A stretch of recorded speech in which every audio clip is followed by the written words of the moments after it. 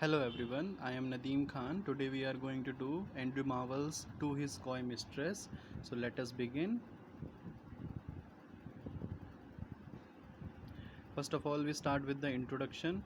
The poem is spoken by a male lover to his beloved who is requesting her to make love with him.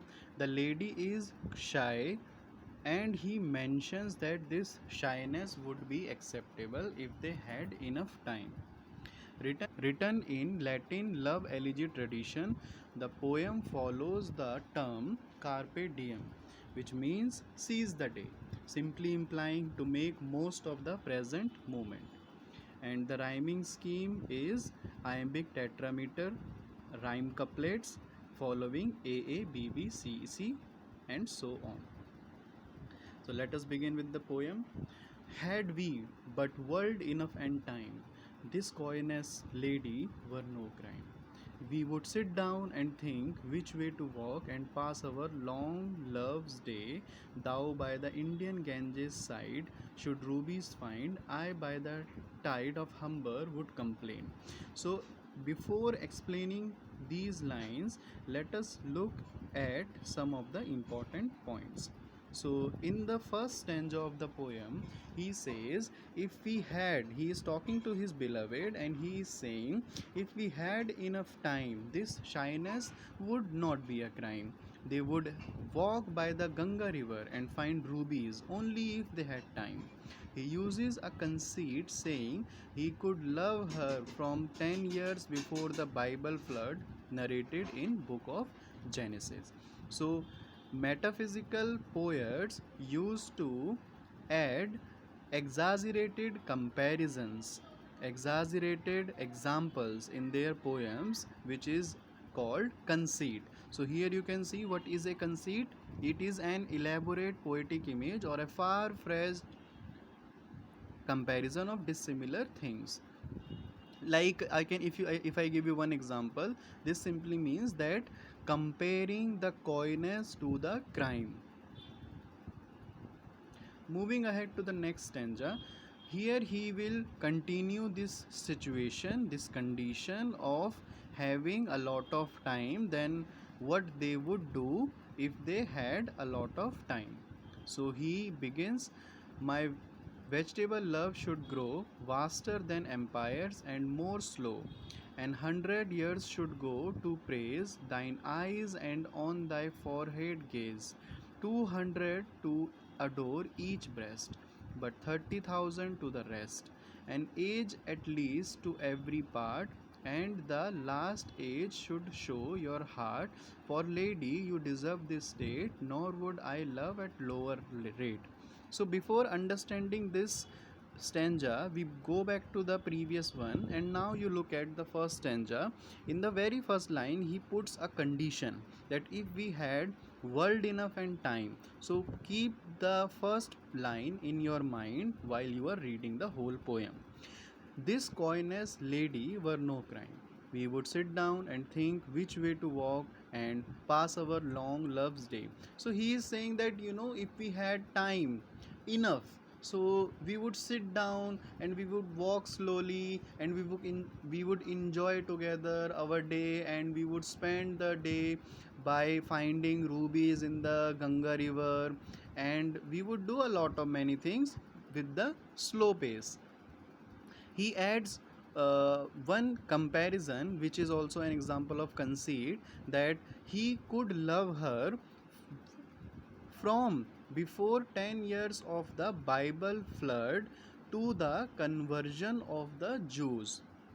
Okay, I read the stanza. Thou by the Indian Ganges side should rubies find, I by the tide of Humber would complain. I would love you 10 years before the flood, and you should, if you please, refuse till the conversion of the Jews. So he is allowing the lover, the beloved, to refuse his advances, to refuse his love, only if they had a lot of time. He is not against the refusal, the rejection by his beloved, but his only concern is the lack of time. One important point here, that the poem is written in the Carpe Diem tradition. Carpe Diem simply implies that seize the day. Seize the day simply means enjoy the present moment to the fullest. Okay, I hope the first stanza would be clear now. So let us move to the next stanza. So here he is continuing this situation of having a lot of time to further argument. My vegetable love should grow vaster than empires and more slow. So he is saying my vegetable love would grow even vaster, even bigger than the empires, and with a lot more slower pace. 100 years should go to praise thine eyes. And here he would say that if we had a lot of time, I would dedicate 100 and 1,000 years to praise your different body parts. For example, eyes, forehead, and rest of the body. Moving ahead, 200 to adore each breast, but 30,000 to the rest. An age at least to every part, and the last age should show your heart. For lady, you deserve this state, nor would I love at lower rate. Let us look at the explanation. Continuing the condition of having limitless time, he adds that their love would grow gradually in an organic way, like vegetables. So I have already explained this point, which is shown in the first two lines of this stanza. This would enable him to praise her eyes, forehead, breasts, and he would even dedicate entire ages for her various body parts. Last age would be dedicated to her heart, to love always her in higher stature only. So by what is the meaning of loving her in the higher stature? So he is putting the beloved at a distance in order to show her as an unattainable object, and he is treating her like somebody who has a higher stature, higher status in society than the poet himself. He is showing the beloved at a distance as an unattainable object. Let us look at the next stanza. But here the tone will change. Now the condition which he put in the very first line will change now. He will talk about the limitation of time. But at my back I always hear Time's winged chariot hurrying near, and yonder all before us lie deserts of vast eternity. So I let us look at the explanation, then you can understand the stanza better. So he says this stanza changes tone and the limitation of time is highlighted. He says that flying chariot is a metaphor used for time, is running faster and faster. Desert of vast eternity is referred to death. Now look at this imagery in, and let us look at the third point as well. Adding after her death, the beauty will be in vain, and in grave worms will consume her body, and the long preserve virginity. Now look, come back to the stanza and see the first four lines. But at my back I always hear Time's winged chariot hurrying near. So Time's winged chariot. So you can understand chariot is like a wheel cart, and here the chariot is of wings, and it is running faster and faster before the poet. And yonder all before us lie deserts of vast eternity. So there is a vast eternity, there is a desert of vast eternity before us, that is referred to death. Obviously if they die, then there is a kind of desert of eternal vastness. Moving ahead, thy beauty shall no more be found, nor in thy marble vault shall sound my echoing song. Then worms shall try that long preserved virginity. So he is saying here that your beauty will no more be found there in when you are dead in thy marble vault. By saying marble vault, he means the grave.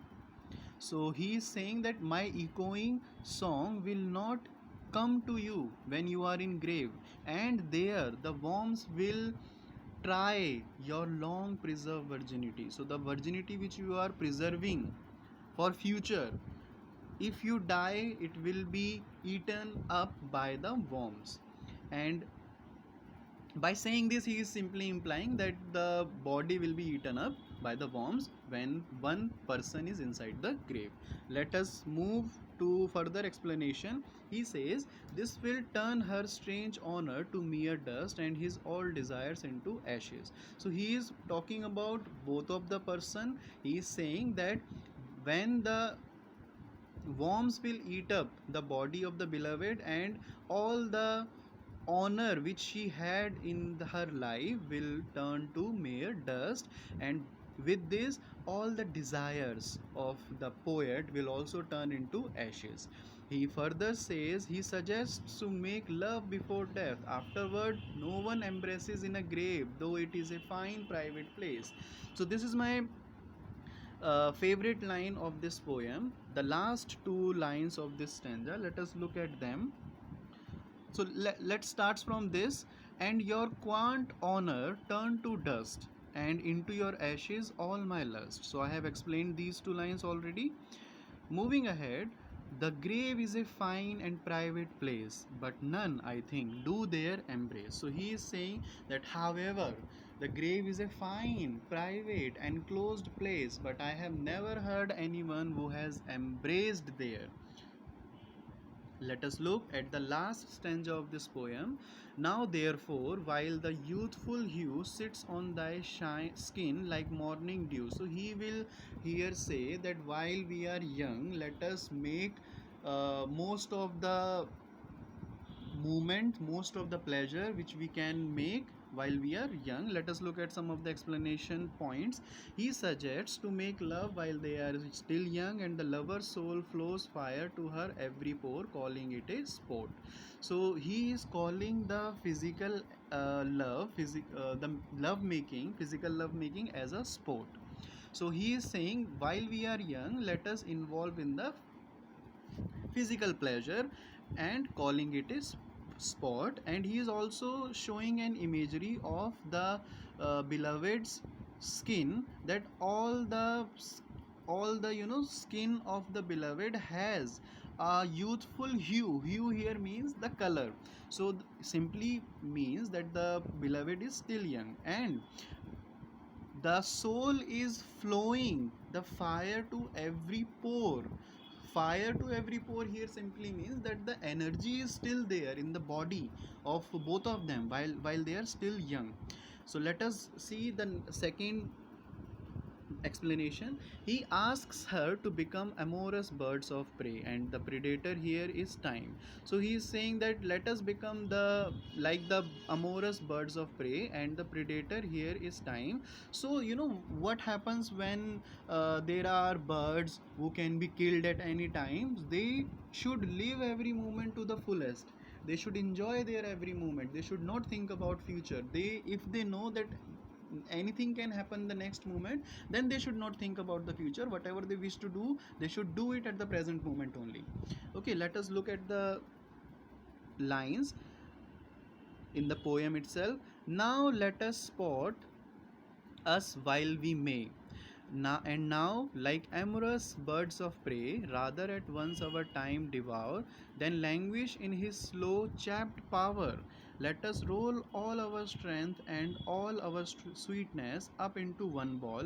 Let us look what he is trying to say. He wants to roll all their energy together for pleasure, and he is showing an imagery of rolling all the energy together and making it like a ball. So you can see an imagery of a ball here, and tear our pleasure with rough strife through the iron gates of life. Last two lines show the time's movement, that they cannot make the sun still. So let us look the last line.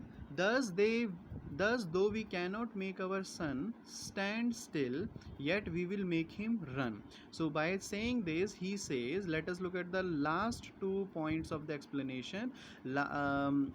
he is mentioning the time's movement, that they cannot make the sun still, so they cannot stop the time. By mentioning the sun, he is referring to time, so they cannot stop the time, but they can make the time run, they can make the sun run. How? It means that when you are in a moment of utmost joy, a moment which you are enjoying a lot, in those moments you see that the time is running faster than the usual pace. So this simply implies that. So let us look at some critical analysis. The poem hovers over the idea of carpe diem. I have already explained that. The lover persuades his beloved to make most of the present moment by making love with him. It implies that they should not worry about the future, and waiting for the right time to make love is a wastage of time. Therefore, they should indulge in physical pleasure before their bodies become old.